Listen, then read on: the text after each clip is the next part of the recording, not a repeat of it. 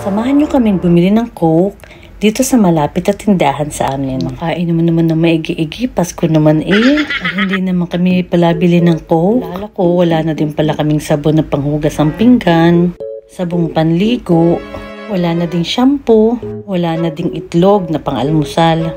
Ay, walang katao-tao din ngayon eh. Madami kasi sa mga Italyano, mga nagsiuwi sa kanilang mga probinsya. Doon mag-celebrate ng Pasko kasama ng kanilang mga pamilya.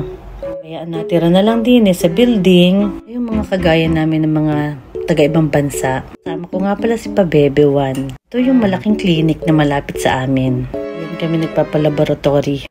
Diyos ko po, sarado pala. Close pala kapag ganitong 26. Holiday pa nga pala mga Italyano ngayon. Ayan, pauwi na uli kami. Ko, lugin-lugis pagbibihis. Ganamang patong-patong ngayong suot dahil sa lamig. Ay, ang dami pa namang pabili ni Sugar Daddy. Ay, siya'y paaanhin, wala kang magagawa.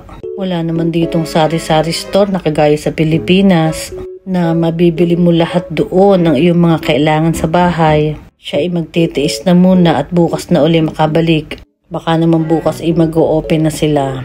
Katagal ang bakasyon lalo naman ako manlalaki na rin hindi na muna ako kakain. Nasasabik pa naman ako sa Coke. Naku, ari si Muning ari yung pusang palaboy dito sa building namin. Nabando na to ng dating may-ari. Pero marami namang nagpapakain sa kanya palagi. Hindi naman to nagugutom. So nga lang, naririto siya sa labas. Meron namang naggawa ng kanyang tulugan dito sa isang tabi. Kinakaykay na magaling ang plastik. Ay, nakakaawa nga naman si China sa labas. Tingnan nyo, walang katao-tao. Ay, kami naglakad na sa hagdan. Kasabay kami doon sa baba na matanda. Siya na lang ang aming pinasakay sa elevator. Kaya ari, hingal na naman si Kuratsa. Hindi ako hirap na hirap yung kapag aakit ng hagdan. Nasa 3rd floor kasi kami. Ay, palagay ko na may malaki na pinayat ko sa paglalakad na ari. Kami sa aming paradise. Thanks for watching. Ciao, ciao. God bless.